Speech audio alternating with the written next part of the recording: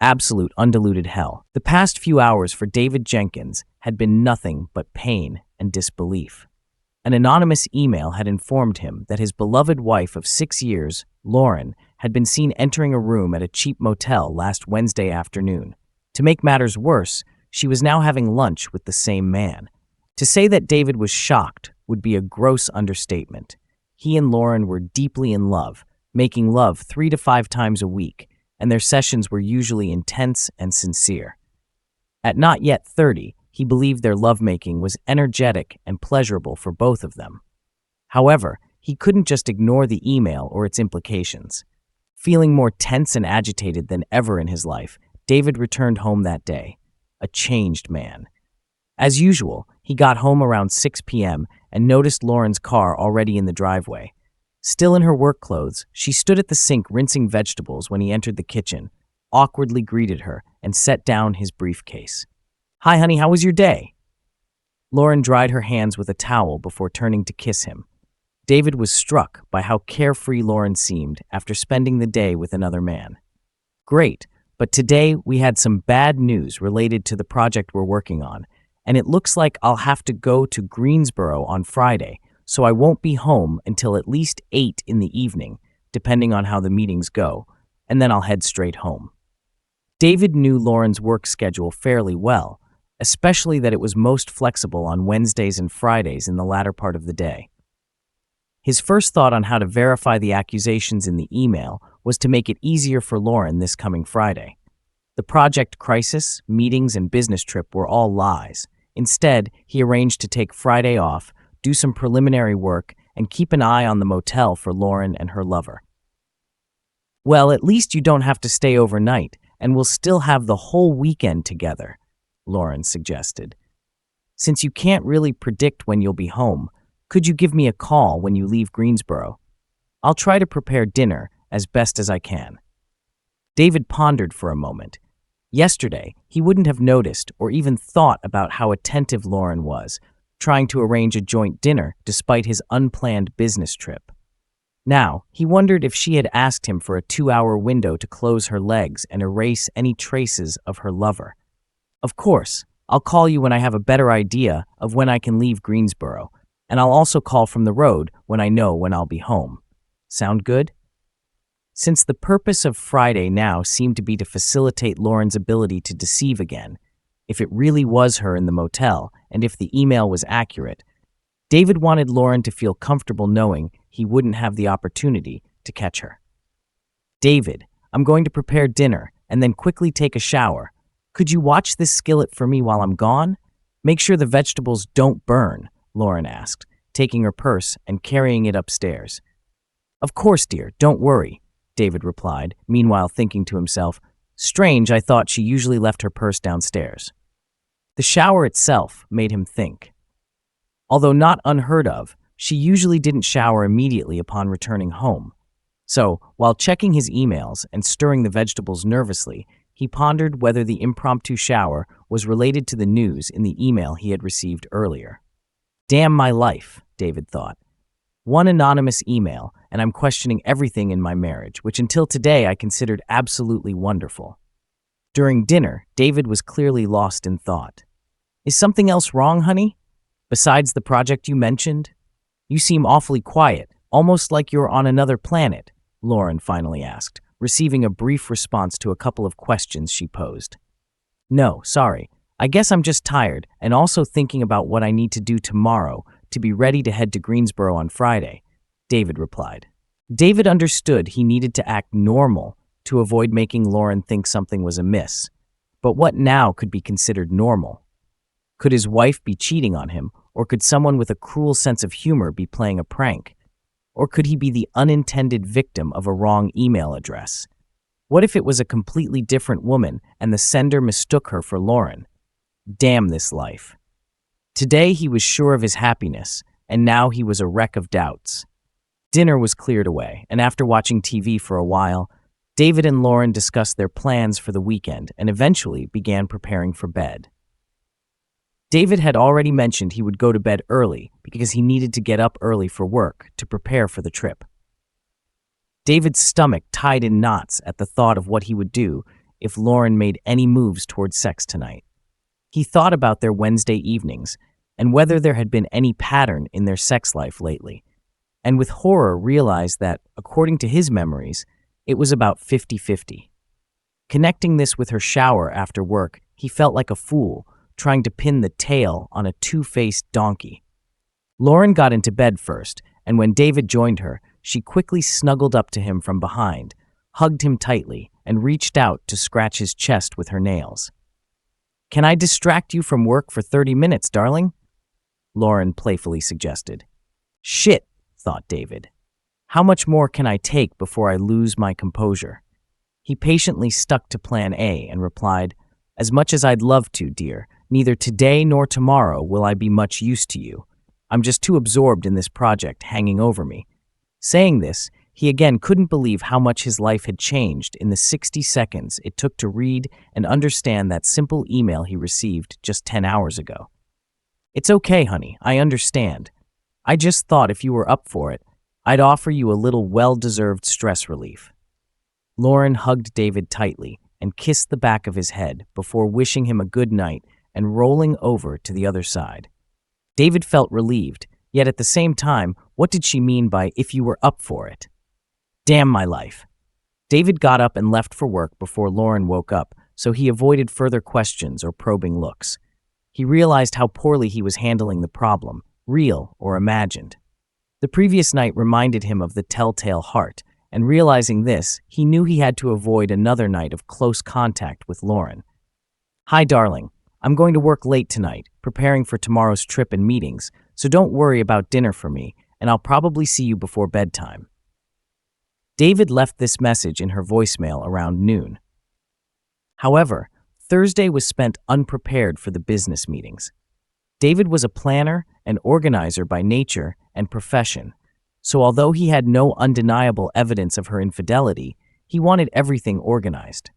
He called around until he found a lawyer who could meet with him the next day and searched online for recording devices.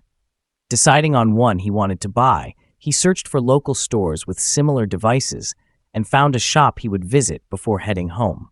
David was competent enough in his actual work that no one questioned what was happening, but his heart and mind were clearly elsewhere. He was a little late coming home from work, then stopped by a surveillance equipment store and bought a simple, voice-activated pen that he thought he could hide in Lauren's purse, which she usually had with her in her office and in the car. He also brought work home to pretend he was preparing for the trip the next day until Lauren went to bed. "Hi, honey. I'm so glad you're finally home," said Lauren, approaching the door when David arrived around 9 p.m. "How's the project and trip going?" "I think okay. Since we found out about these new issues, we've allocated more resources to it, so I hope everything will be resolved by Friday, for better or worse." This is playing with fire, David reflected. For better or worse. I wonder if she feels the same right now. To David's relief, Thursday evening was a repeat of the previous night, just with hugs. To her credit, Lauren seemed perfectly composed and, as far as David could tell, treated him as she always had. Figuratively speaking, though, he was such a wreck that Lauren probably had an easy time seeming normal compared to David. On Friday, rising again at dawn, David checked the pen, placed it in Lauren's purse, and left home. He spent some time in a cafe, then headed to his meeting with a lawyer at 10 a.m. David considered this meeting solely for gathering information, but he ended up liking the lawyer a lot. They discussed David's email and his still unconfirmed concerns, as well as today's date with a potential lover that David planned to investigate himself.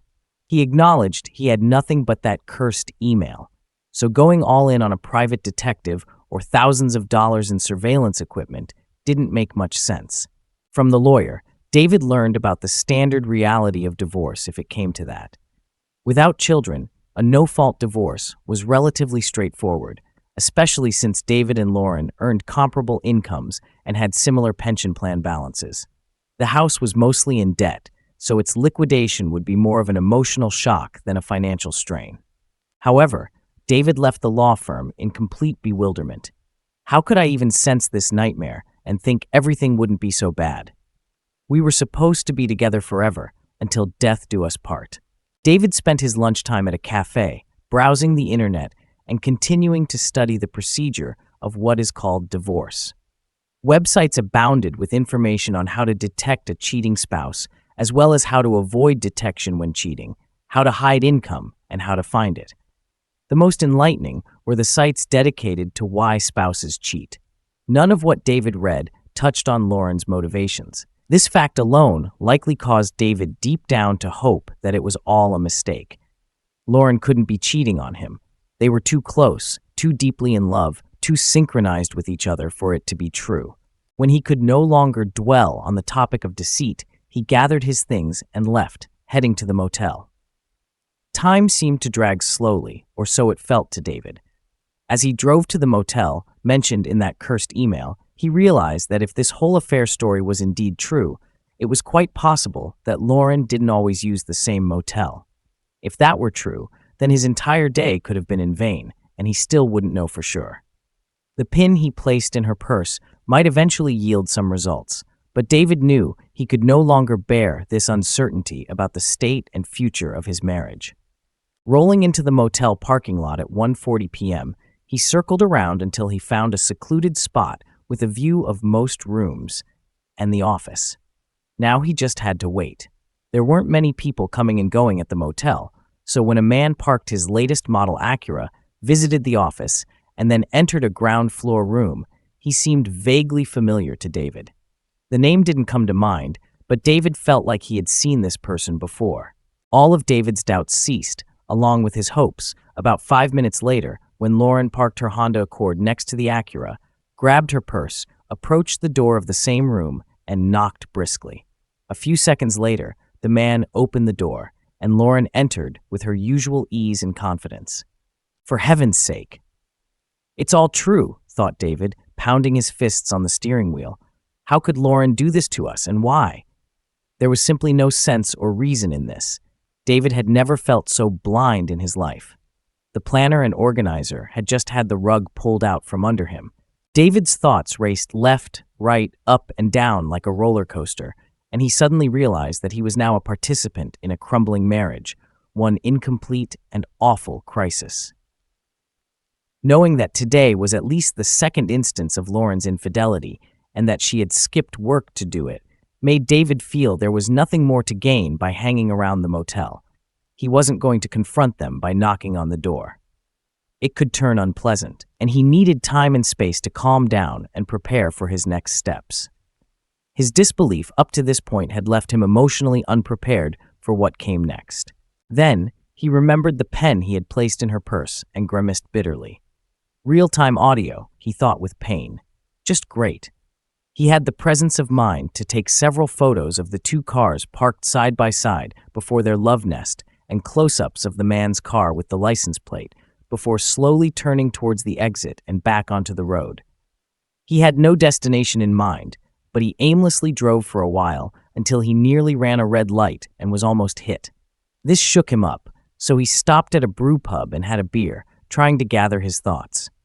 At first, he thought he had just transitioned from idle suspicion to full awareness, but he realized how little he actually knew at this point, and he had no idea who this guy was, how long this had been going on, and more importantly, why. As far as he knew, for over 7 years, he and Lauren had been exclusive, engaged, and then married. He had enough evidence to confront her, but not enough to know if what Lauren would say was true. As painful as it was to listen to the recording of today's rendezvous, he knew he needed to wait to retrieve the pin from her purse before saying anything to Lauren. He also knew he couldn't be near the loving Lauren if she was in the mood for sex later, after his supposed business trip. This week, he had been pushing her away, citing the trip so his ready-made excuse would disappear, and further refusal of sex with Lauren would likely raise her awareness that something was amiss. So, what to do?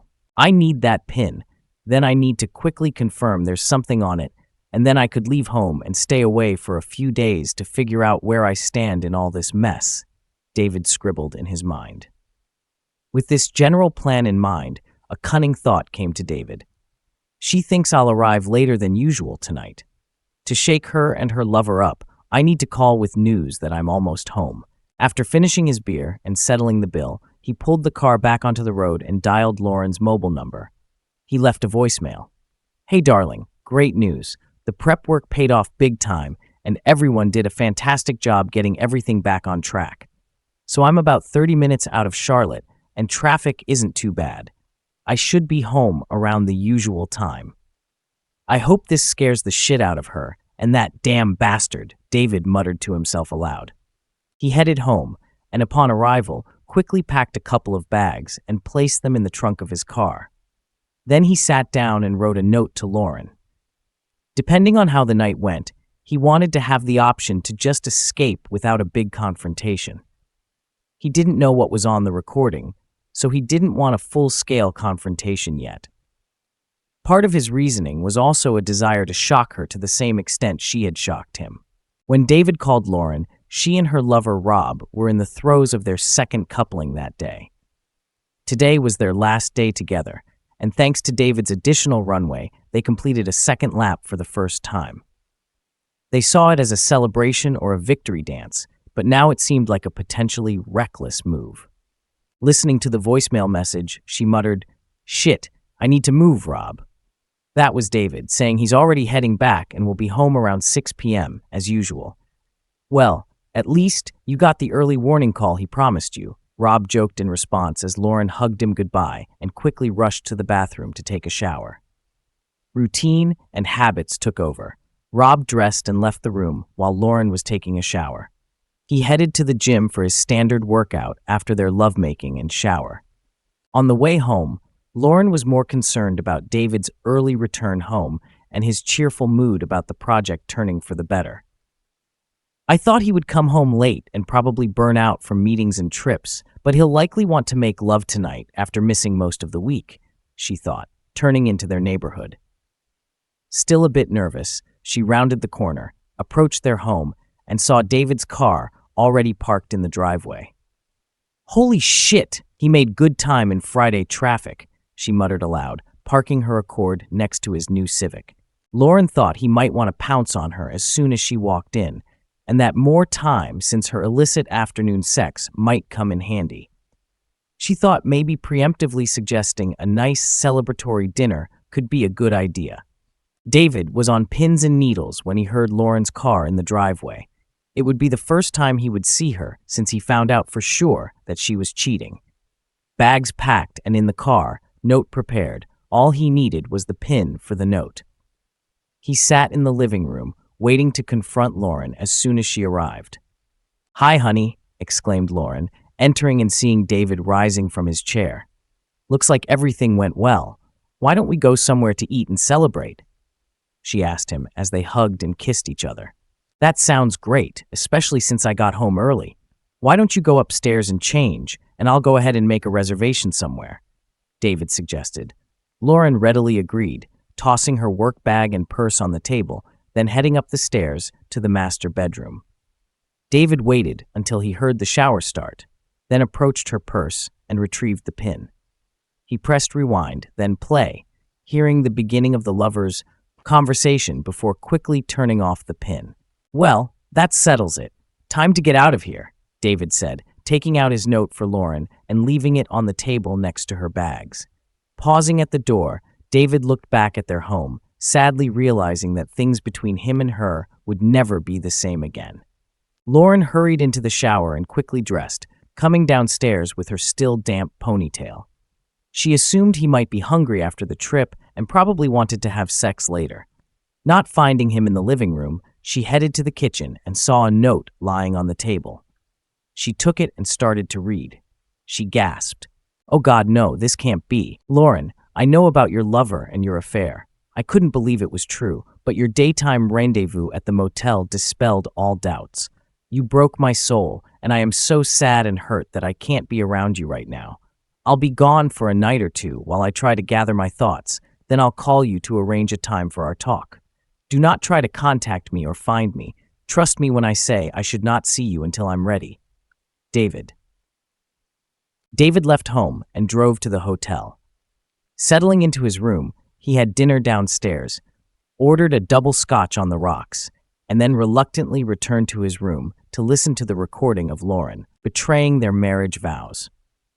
Sitting down at the writing desk, he turned on the recorder and braced himself for what he was about to hear. The sound of Lauren's voice, mingling with that of her lover, Rob, filled the room. Lauren, Rob's voice came through clearly, a familiar, casual tone that made David's blood boil. I can't believe we're doing this again.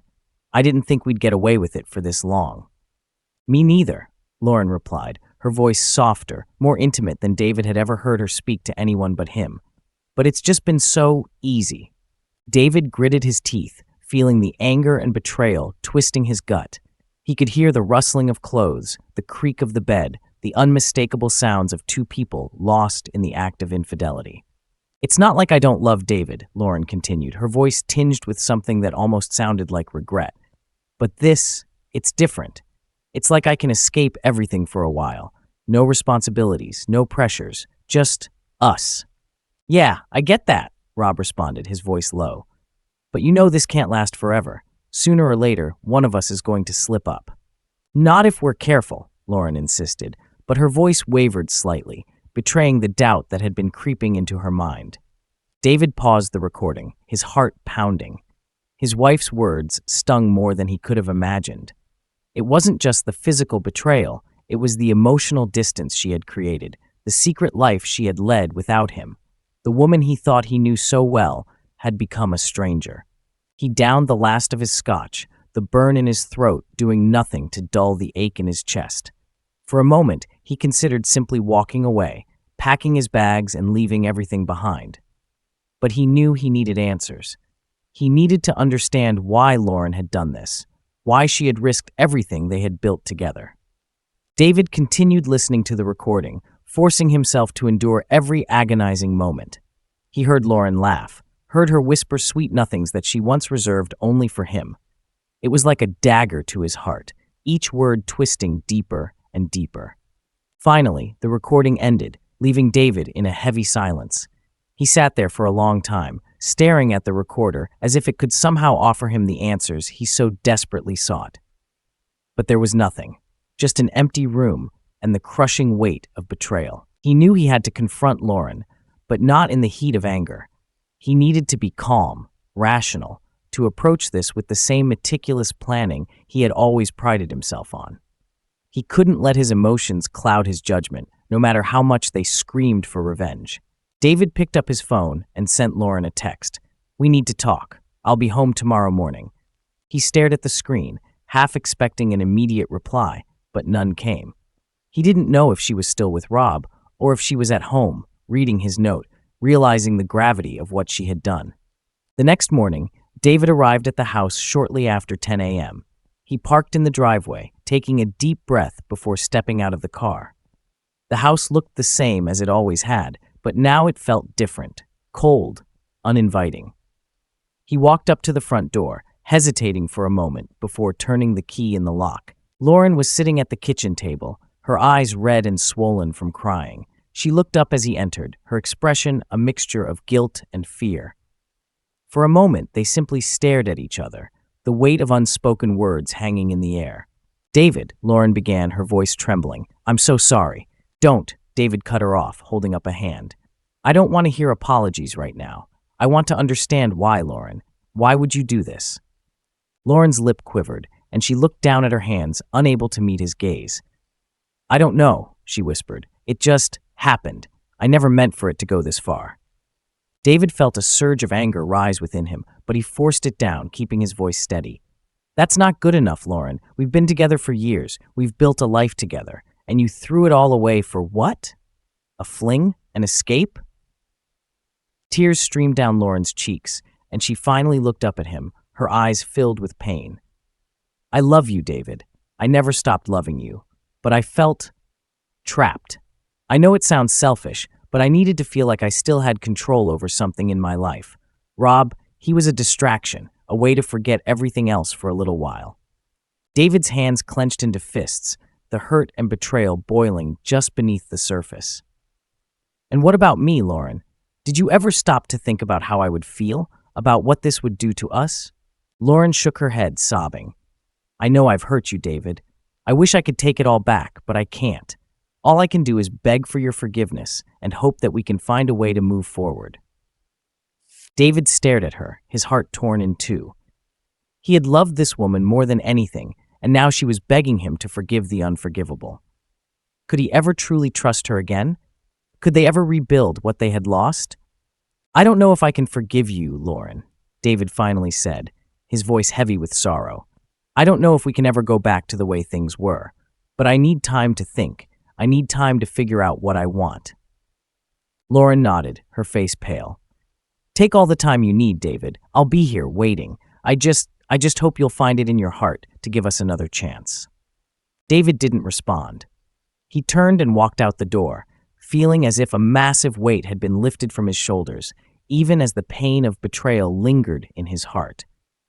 He didn't know what the future held, but one thing was certain: nothing would ever be the same again.